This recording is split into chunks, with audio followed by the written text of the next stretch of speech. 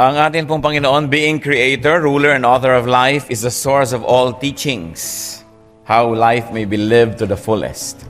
That's why His Word is our guide sa mga matataas, sa mga simple, pang-araw-araw o pang-special na okasyon ng ating buhay. It is the Word of God that is our guide. And God's Word instructs us how to be fulfilled, how to be happy. Ang gusto ng Panginoon sa ating buhay ay maging mapayapa, maayos, masaya, at kadalasan, kung hindi man ito ang nangyayari dahil meron din tayong pananagutan. The Lord likes us to have a full life. John 10:10, I came that they may have life and have it abundantly. Have it to the full. Ang atin pong pag-aaral ngayon, pinamagatan nating 10 do not lets for a happy life. 10 na hindi dapat payagan para sumaya ang ating buhay. Heavenly Father, we thank you for your goodness, for your grace, Lord. It is your victory that we are here today to worship you. We thank you for the privilege. Not everyone else is worshiping you at this time. And we thank you, Lord, that we are worshiping you. You have enabled us. You have called us out of darkness into your marvelous light. And you have also enabled us to be here, to sing, to dance, to utter thanksgiving, to listen to your words, to give our tithes and offerings, to see how you work in our midst, to be touched by you, and to touch others. Lord, let your blessings flow into our lives. We empty ourselves of our own selfishness, conceit, pride, sinfulness, with our own brand of wisdom, and we ask you, Lord, fill us with your wisdom. Like empty cups that we lift up to you, we lift up our hearts and ask you, Lord, fill us with your love and with your correction, with your teaching and your rebuke, with your comfort, whatever it is that takes, so that we may grow from glory to glory. We surrender ourselves to you, Lord, and may your ministrations work in our lives. Speak powerfully from your throne, Lord. Use your servant only as your footstool.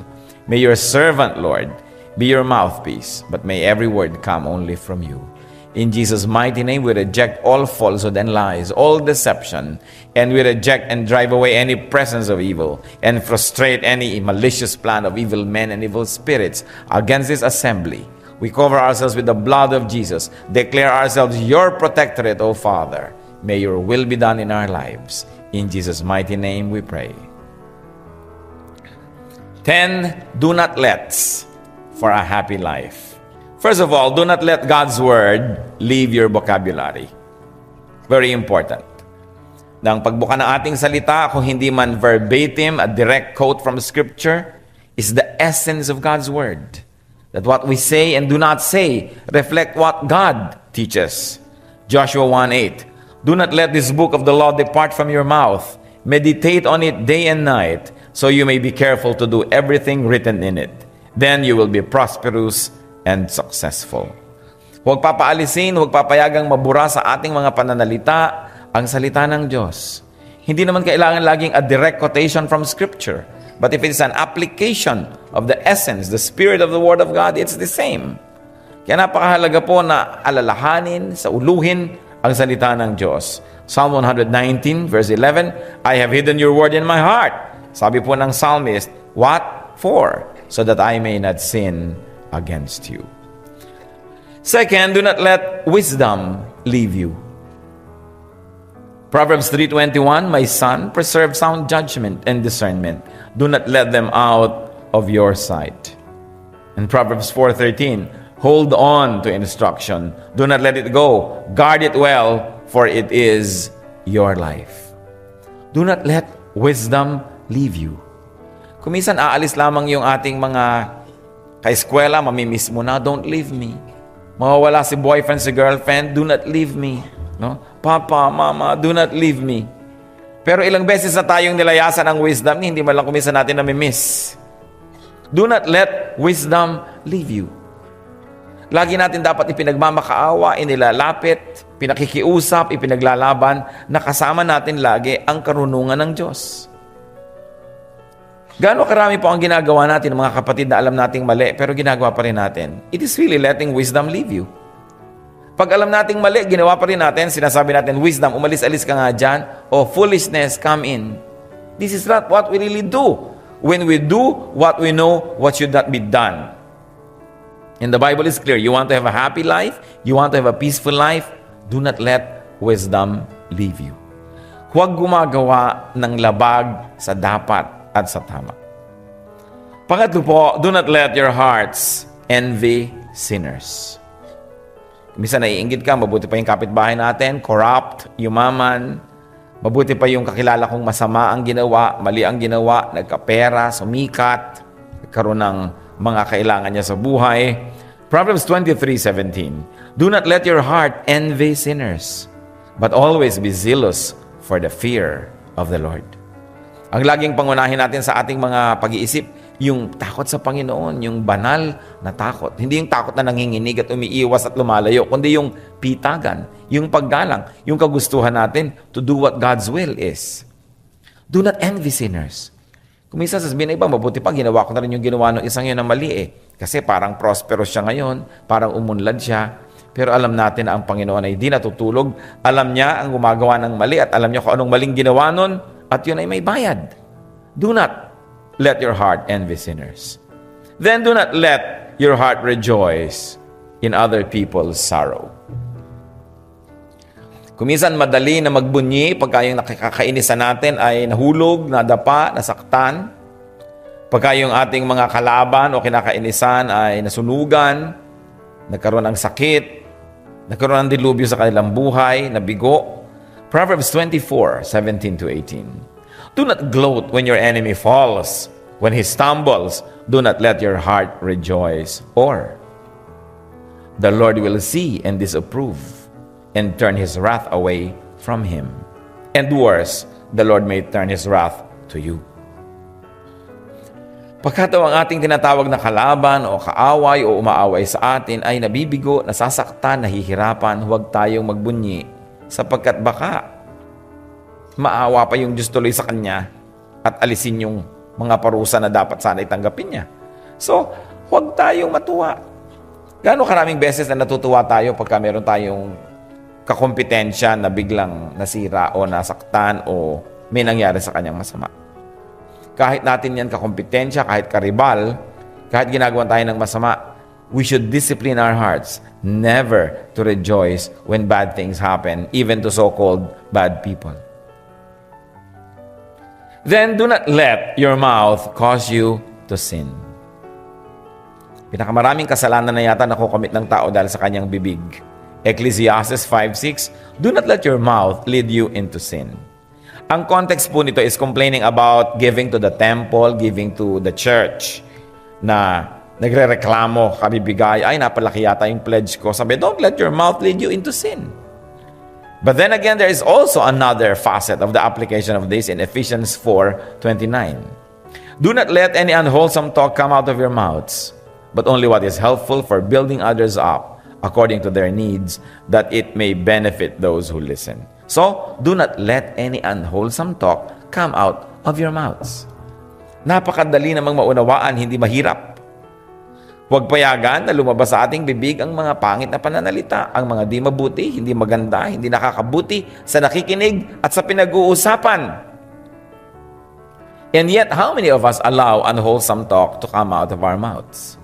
In fact, hindi mapakali, hindi makatulog, hindi matahimik, hanggang hindi nabibitawan ng makakating mga dila ang mga salitang hindi naman dapat na marinig sa bibig ng mga anak ng Diyos.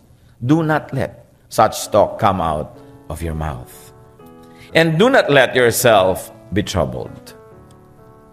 Nakita nyo, do not let, puro do not let, puro do not let. Why are we concentrating on that? Because the very mention of do not let means that you are in control. That you may not let it. So if it happens, it's because you let it happen. Hindi tayo nag-uusap tungkol sa mga bagay na hindi natin kayang kontrolin o lampas sa ating kakayanan. Kasi when the Bible says, do not let this happen, it means that the Word of God knows that you have the power to stop it, to prevent it, to arrest it, to let it happen. Kaya ang pinag-uusapan po natin dito mga kapatid, yung kaya nating kontrolin. We are not talking about something beyond what we can actually control. At sabi, do not let yourself be troubled. John 14:27. Peace I leave with you, my peace I give to you. I do not give to you as the world gives. Then the Lord says, do not let your hearts be troubled, and do not be afraid.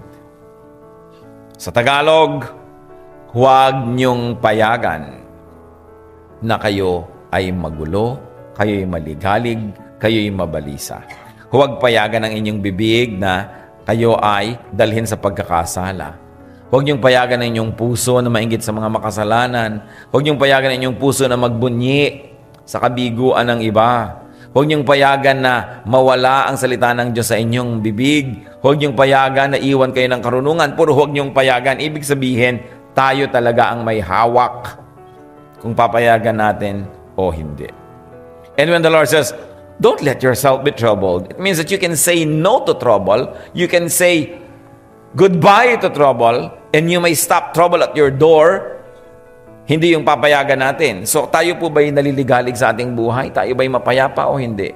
Tayo ba'y warriors or not? Sabi, don't let your heart be troubled. So, you say, in the name of Jesus, I refuse to be troubled. I refuse to worry. I refuse to be a warrior. And the peace of the Lord will be upon us. Sabi sa Bible, resist the devil and he will flee from you. So yung mga spirit na nagkokos ng ganitong mga kasalanan sa ating buhay, pwedeng tanggihan. Kaya pag binaligtad natin, bakit nangyayari? Kasi di natin tinatanggihan. Tayo din ang may pananagutan doon. Do not let sin rule over you. Pag sinasabi ng iba, hindi ko po kayang talikuran ng kasalanan, hindi ko kayang bitawan ng aking bisyo, hindi ko kayang iwan ng aking kulasisi. Hindi yun totoo. Kaya nyo, dahil ang sinasabi sa Bible, do not let sin rule over you. In fact, if you don't want it to rule over you, you may not allow it, and it cannot insist. Romans 6:12-13. Therefore, do not let sin reign in your mortal body, so that you obey its evil desires. Do not offer the parts of your body to sin as instruments of wickedness, but rather offer yourselves to God as those who have been brought from death to life. And offer the parts of your body to Him as instruments of righteousness. So when the Bible says, do not let sin reign in your mortal body, you have the right to drive it away. Hindi natin pwedeng sabihin sapagkat ako'y tao lamang, hindi ko kaya, mahirap ako, tao lang ako, mahina ako. Hindi yung totoo. It's a lie. That's why we have to live by the truth. And Jesus is truth, and the truth sets free. Pag natanggal lang natin yung mga lies about ourselves, ang dami po nating maikokorek eh. Sasabihin lang natin, hindi ko kaya. Oh, hindi yan totoo. Kaya mo yan. By God's grace. I can do all things through Christ who gives me strength. Is what the scripture says. Ang gustong-gusto ni Satan na madaya tayo, yung we are deceived into surrendering. We are deceived into believing that we cannot do anything. That we are powerless against His work. So, the Lord says, do not let sin rule over you. If sin is ruling over you, it's your fault. Pumapayag kayo, sinabi lang, do not let it rule over you. Kaya, may pag-asa ang tao. Tumanggi lang. Dapat yung pagtanggi na determined, steadfast, consistent, and final. Hindi yung tumatanggi ka kunwari, pero alam naman ni Satanas, kunwaring tanggi lang yun. Tulak ng bibig, kabig ng dibdib. Sabi naman sa tempter, huy, umalis ka naman dyan. Natutukso ako sa iyo. Siyempre, lalo kang yayakapin yan. Ang lambing-lambing mo, bakit aalis? Kung sasabi mo, alis dyan! No? In the name of the Lord, di walang magagawa. Because, resist the devil and he will flee. He is not fleeing because you are not resisting. Ganun kasimple ang arithmetic nun. Huwag natin sisihin si Satanas. Kung minsan naman, overblame na siya eh. Wala namang power si Satanas eh. Over your will, wala. Hanggang di ka pumapayag. Remember, God does not interfere with our will, and Satan cannot interfere with our will. Because our free will is one of the noblest, one of the highest, one of the best gifts of God to us. Free will. Ang Diyos nga hindi nakikialam sa will natin eh. Nagtuturo, nagpapaalala, nagtutuwid, nagdidisiplina, pero hindi siya nagdidesisyon for us. Neither can Satan. Hindi rin siya pwede mag-decide. So yung mga natatalo dahil nagdedesisyong magpatalo. Iba nga hindi pa lumalaban man lang, talo na. Kaya malakas ang loob ni Satan. But remember this, resist the devil and he will flee from you. Do not let sin rule over you. Say no. Refuse. And you will be respected even by evil spirits, because they know that they have no power and that they cannot interfere with your will. Do not let anger stay long in your heart. Love keeps no record of wrong, sabi nga ng 1 Corinthians. Ephesians 4:26-27. In your anger, do not sin. Do not let the sun go down while you are still angry, and do not give the devil a foothold. Huwag papatagalin ang galit. Yung original galit, kasalanan, pero after that, every other sin committed after that is already an addition. Yung nagalit ka, nagtanim ka, nakita mo siya, hindi mo siya titingnan, nagsalita siya, hindi mo kakausapin, yung meron siyang ginagawa, hindi mo tutulungan, sisirain mo pa nga. Di dumadami ang kasalanan. Kaya ang gusto ni Satan, magtanim ka ng sama ng loob, magtanim ka ng galit sa iyong puso. Kasi alam niya na pag nagagalit ka, mas madali magkasala. Sino ba ang mas madali magkasala? Yung galit o yung hindi galit? Di ba? Yung malungkot o yung masaya? Siyempre, yung galit, yung malungkot, yung miserable, yung nag-iisa, mas madali yan na mapaglaruan ni Satan. Kasi walang kakampi, walang nananalangin para sa kanya, walang nagpapaalala. Tapos, meron pang yung damdamin niya na galit, mas madaling lalong galitin kasi galit na nga to begin with. Kaya ang marurunong na tao, hindi yan nagpapatagal ng galit. Hindi nyo kailangan maging banal para huwag magpatagal ng galit. Maging marunong lang kayo, sapat na. Kasi kahit naman medisina o siyensya, sasabihin sa atin na pag nagagalit ang tao, naiiba yung heartbeat, naiiba yung pulse rate, naiiba yung blood pressure, naiiba. At yung magagalitin, mababa ang immune system. Madaling magkasipon, madaling magkabahing-bahing dyan, madaling magkasakit, madaling magkahika, madaling makakung ano-ano. Kaya yung bahing ng bahing, siguro may galit ka sa puso mo, siguro may tension ka, stress na hindi mo ma-release. Kasi ang immune system natin bumababa pagka yung kalooban natin hindi panatag. Kaya gustong-gusto ni Satan yon. Kaya, be wise. The better thing is be holy. Do not let anger stay long in your heart. But at least be intelligent. And in many cases, that is easier to do. Just to be intelligent. Refuse to be angry. Halimbawa, may umahamon sa inyo ng awayan, gulungan sa putikan, hampasan ng bakal. Lalabanan nyo? No, I will be wise. I will never fight you. I will never go down to your level because I will harm myself. So be wise. Refuse to be angry. Refuse to be angered. The size of a man's heart is determined by the size of the thing that makes him angry. Kung ang liit-liit na bagay, nagagalit ka, yung mga driver sa Metro Manila, kinakat ka, magagalit ka, wala kayong gagawin kundi maggalit minu-minuto. So you say, no, I refuse to be controlled by my environment. I refuse to go down to that level. I will bless instead of be angry. But you should refuse. Yung biyenan nyo, napakalaking pahirap sa buhay. Yung I refuse na magalit. Dadalang ko siya ng leche flan. Hindi naman kasi may diabetes, ha? Makikipag-usap ako sa kanya. Ayaw niya akong kausapin. I refuse to play his game. Kakausapin ko siya kahit di niya ako kinakausap.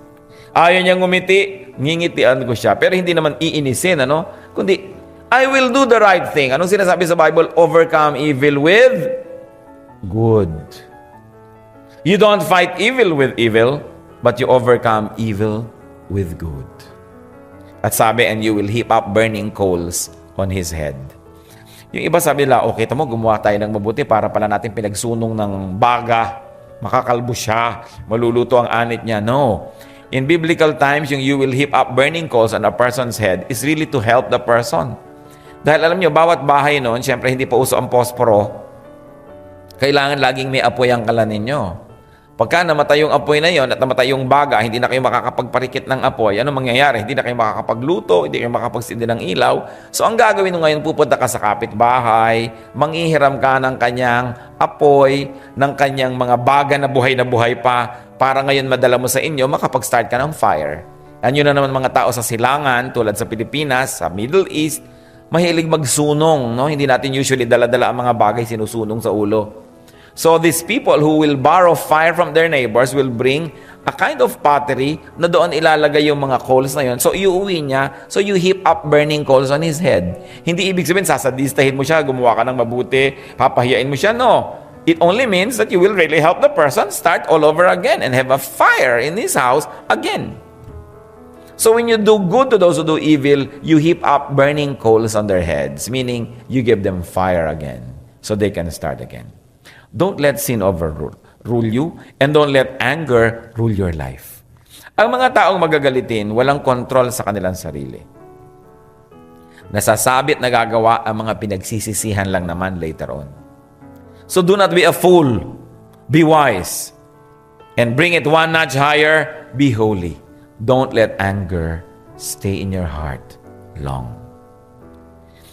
Natural lang na magalit. Pero hindi natural na magkimkim ng galit at patagalin ito. It destroys you. And then do not let anyone insult or belittle you, especially in the context of your Christianity, in the context of your spirituality, in the context of your ministry. Titus 2:15, do not let anyone despise you. And the context of this is, be excellent so nobody can insult you. Be excellent so nobody will belittle you. Kung minsan minamaliit ka ng tao, edi be good at your field, be excellent, and nobody can despise you. Hindi kasalanan ng maraming tao na may inaapi. Sino ang may kasalanan pag may naaapi? Yung nang aapi o yung nagpapaapi? It's really more of the nagpapaapi. Talagang ang rule of nature is you will survive and you will try to do everything so that you not only survive but prevail. O halimbawa, merong puno, pinuluputan ng baging. Pagka hindi nyo tinigil yan, pupuluputan na siya, matatakpan na siya buo. No? Yung baging wag may kasalanan, siyempre yung baging, it cannot help but be a vine. Pero kailangan may ginagawa ka. Kaya mga ibang mga puno, may sinisikret sila ng mga chemicals na para ma-turn off yung mga ibang baging. Huwag silang puluputan. At ma-turn off yung mga insekto, huwag silang kagatin. Kailangan gumawa ka ng paraan para hindi ka puluputan ng baging. May naaapi kasi nagpapaapi. No? May naiinsulto kasi nagpapainsulto. May mga tao na yung lifestyle nila, parang sinasabi nila, insultuhin nyo ako, insultuhin nyo ako. Sa pag-upo pa lang nila, sa pagtayo, sa pagtawa, sa pag-inom, sinasabi na nila, insultuhin nyo ako, hindi ako kagalang-galang. Pag bumuka ang bibig, kung ano-anong sasabihin nilang mga walang kakwenta-kwenta, parang silang sinasabing, ayan, idinidisplay ko na ang ignorance ko, insultuhin nyo na ako. Kaya sabi, do not let anyone belittle you. And the only way to do that is to be excellent. Hindi yung nagtatapang-tapangan ka para huwag nyo ko insultuhin, huwag nyo ko tatakutin ko kayo. Hindi. Be respectable. You want to be respected? Be respectable. Kahit nga mga lalaking lasing, pag ang nasa salubong, mga kagalang-galang na babae, dumidiretso lakad Diba? Good evening. Nag-good evening pa ko minsan. Pero kahit matinong lalaki kung minsan, pag ang nasa salubong, isang babaeng bastusin, talagang yung pagkahalimaw lumalabas Paano? Dabit pa lang ng babae, sinasabi, rapin mo ako. Itsura pa lamang niya maglakad, sinasabing, halika dito, kalabitin mo ako. Talaga nag-iimbita ng disaster. So ang tanong natin sa sarili natin, bakit tayo kuminsan naiinsulto? Bakit tayo nalalait? Bakit tayo binabaliwala? Siguro dahil na rin sa kilos natin. Dahil sa pagdadala natin ang ating sarili. So, Titus 2:15 says, do not let anyone despise you. Be respectable. You earn it. You don't tell people to respect you. You respect yourself. And everybody else will follow. Yung mga taong hindi ginagalang ng iba, sila ang nangunguna na hindi gumalang sa kanilang sarili. Ganun lang yon. Kaya ang mga anak ng Diyos dapat dignified, kagalang-galang. Sabi, don't let anyone despise you. It is within your power to be respected. At usually, kung hindi ka umaasa sa iba, hindi ka palahingi, you will be respected kahit walang-wala ka. Hindi ka naman naiinsulto dahil walang-wala ka Naiinsulto ka dahil nanghihingi ka. Be interested with what is not yours. Kaya sinasabi ng scripture, di ba? Isa sa mga utos, do not covet thy neighbor's goods. You may be poor, you may not have anything, but as long as you do not covet other people's goods, they will respect you. So, tituturuan natin ang iba na gumalang din sa atin sa pamamagitan ng paggalang natin sa ating sarili. And finally, do not let people misguide you. You have your own brain. You can read the Bible. You can hear the Word of God. You can learn it. 1 John 3:7, do not let anyone lead you astray. Huwag kayong papayag na may taong magliligaw sa inyo. At sino yung nagliligaw? Taong hinahangaan, taong minamahal, taong interesado tayo sa kanya. Yan lang naman ang pwedeng mag-misguide sa atin eh. Ang sabi, don't let anyone misguide you. Don't let anyone lead you astray. You should know what is right to do, and nobody should tell you to do the wrong thing. Kaya ang kalaban natin dito mga kapatid, emosyon. Kasi kuminsan, pag sobrang nahulog ang loob natin sa isang tao, kahit mali na ipinapagawa, gagawin pa rin natin yung mali. Sabi ng scripture, do not let anyone lead you astray. Be that person is lovable or not lovable, it is not the point. Do not let anyone lead you astray. So, be informed. Be knowledgeable on the Word of God. Ang mga tao kuminsan, mga tamad mag-isip. Itatanong na lang, Pastor, sino pong iboboto natin? Wala ba kayong utak para mag-isip? Bakit nyo itatanong? Kung sabi kong iboto nyo ang palaka, iboboto nyo. Maalin ho, yung babae o lalaking palaka, may ganon. Mag-isip. Ano ho kahulugan itong verse na ito?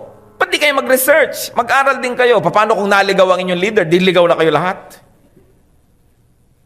If you depend on a blind person, you will all both fall into a ditch. Binigyan tayo ng Diyos ng kani-kanyang utak. Kailangan gamitin. Do not let people misguide you. Do your own research. Do your own study. Kahit doktor, reseta ng reseta, magtanong pa rin kayo, meron uhubang equivalent yan na mas mura. Baka naman binibigyan kayo ng komisyon ng drug company na yan na magreseta ng magreseta. Nangyayari yun mga kapatid, ha? Kuminsan merong iba na mga mas effective, ito ang nire-reseta kasi niregaluhan siya ng kotse. Chinecheck ang mga butika sa paligid ng klinika niya kung meron ngang reseta siyang ibinibigay sa mga yon. Nangyayari yan. Huwag kayong paniwala ng paniwala sa mga tinatawag na authority. Kailangan marunong kayo magtanong. Hindi yung ano ba ito? Hindi na ako nagtanong. Ba't di ka nagtanong? Nakakahiya eh. Nakakahiya, nalalason ka na, hindi ka pa nagtatanong. O bakit ganyan ang mga kasuotan nyo? Sabi po ng aming pastor, ganito dapat. Pinag-aralan nyo ba talaga yung Word of God? Baka naman yung pastor nyo either inililigaw kayo o siya mismo iligaw din. Pwedeng mangyari. Kailangan ng tao, hindi tiwala ng tiwala agad. Pinag-aaralan, sinusuri ang bawat bagay. Lalo mga katuroan na may kinalaman sa ating espiritu o spiritual life. O ikabubuti o ikasasama ng marami sa atin. Kaya ang dami-daming naliligaw. Kaya sa Pilipinas, piyesta ang lahat ng relihiyon. Lahat ng relihiyon sa mundo merong misyon dito sa Pilipinas. Kasi hindi sila nawawalan ng tagapaniwala at tagahanga. Kahit ano na lang pinaniniwalaan, magtanong-tanong muna. Do not let anyone misguide you. It's very clear. And as I have said before, when the Bible says do not let, it means that you have the power to stop it. Because otherwise the Bible will not say that. Kaya nating pigilin. Brothers and sisters, you are affected by what you let into your life. You are affected by what you allow to happen. Do not let destructive things come to you. Do not allow destructive things to stay with you. Be discerning. Do not let the instruments, And do not be the instrument in letting the evil thing happen to you dahil kayo mismo ay pumayag. Huwag masyadong mapaniwalain. Huwag masyadong emosyonal. Huwag masyadong madaling magtiwala. Tayo mga Pilipino, mababang loob. Talagang madaling maniwala. Kasi tayo man siguro pag pinagtiwalaan, gagawin natin yung maganda, gagawin natin yung tama. Ang nalilimutan natin, hindi naman lahat ng tao ay tulad natin. So ang sabi sa Bible, be innocent as doves, but be wise as serpents. Merong ibinigay sa atin ng Diyos na kapangyarihan. At yan ay yung ating kalooban, our will. We can, we may. In fact, most of the time, we should refuse many things that are being offered to us. Ano po mga ino-offer sa inyo ngayon ng inyong kapwa, ng inyong mga mahal sa buhay, ng inyong mga kakilala? Baka dapat yung tanggihan nyo. Merong mag-asawa, umuwi ang lalaki minsan, punong-puno ng mga lalagyan ng ulam ang bahay nila. Punong-puno. Bakit punong-puno ng lalagyan ng ulam ang bahay natin? Wala naman tayong ulam. Kasi si kumare nag-offer, hindi ko matanggihan. Yan. Bakit hindi mo matanggihan? Ba't hindi mo masabing hindi namin kailangan? O sige, bibili ako konti lang para kita pagbigyan ng konti. Ang dami-daming ganyan, hindi makatanggi. O bakit nagpalit ng relihiyon ito? Kasi lagi kami pinupuntahan ng mga nakaputi Diba? Nagdadala pang regalo, 3 balik na, nakakahiya naman. Kailangan na huwag niyong kakalimutan na meron kayong karapatang tumanggi. At yan ang itinuturo ng Biblia, do not let. Tayo ay hindi tau-tauhan, tayo ay tao, may sariling orbit, may sariling kalooban. And in search for godliness, in search for meaning in life, we must refuse many things. Isa yan na dapat nating matutunan bilang isang bayan, yung matutong tumanggi. Kailangan matutunan natin yan. Do not be afraid, because even the Bible teaches you not to let many things happen in your life. Ano-ano po ang larangan ng buhay nyo na kayo ay napipilitan, hindi nyo naman talaga gusto, pero sumasang-ayon na lang kayo? I would say, let the Spirit of the Lord set you free so that you can refuse. You may refuse. Maraming mga kumisan, mga tao na a-abuse ng kanilang mga kamag-anak, na-abuse, even sexually speaking, na-abuse, kasi hindi sila marunong tumanggi. Akala natin yung po at ang opo ay ina-apply pati sa mga pedophile at mga abusado. No! You can refuse. Because you were created by God and you have dignity as a person. Huwag tayong lagi nang mapilitan sa hindi natin gusto. Let the Spirit of the Lord set us free so we can be what we have to be. Heavenly Father, kami po'y lumalapit sa inyo. Napasusuri kami dito sa mga bagay na alam na naman namin itong 10 na ito na do not let Pero ang tanong lang namin sa sarili namin, nangyayari po ba yung dapat? Nasusunod po ba yung alam namin? O hanggang isip na lang? At sa pag-a-apply ng mga ito, kami pa rin ay nagkakamali, kami pa rin nakakawawa, naaapi, kami pa rin ay nakokontrol ng iba just because we let them. Habang tinuturuan niyo kami, Panginoon, na makipagkapwa at makisama, turuan niyo rin po kaming manindigan para sa tama. Na huwag kaming mag-atubili na manindigan kahit nag-iisa kung alam naming ito ang sinasabi ng iyong salita at ito ang sinasabi ng budhi namin na tamang gawin.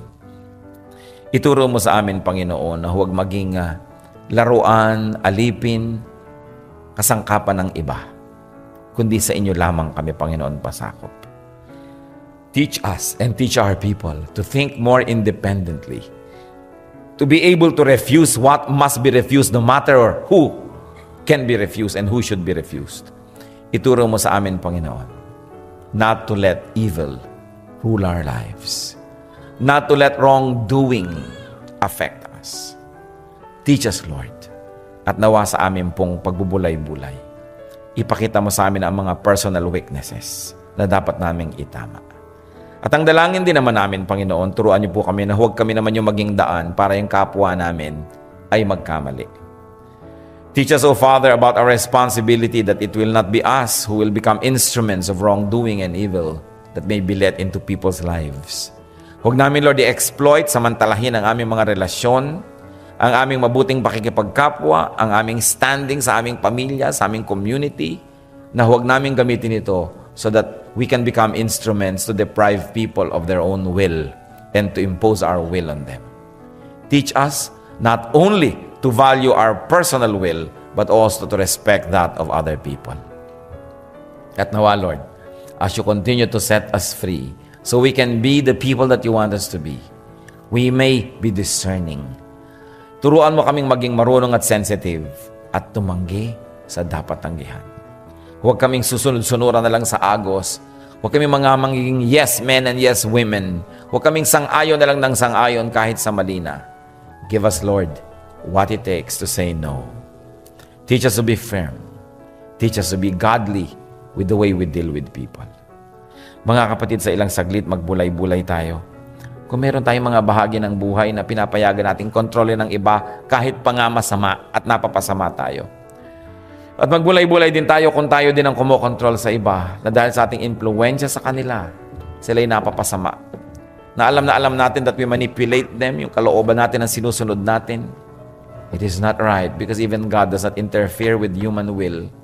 So we should respect even the will of people that we help. That we should respect even the will of people who are dependent on us. Because even God, who is the giver of all things, does not control us. Let us not control people around us. Let us set them free and follow and obey God alone.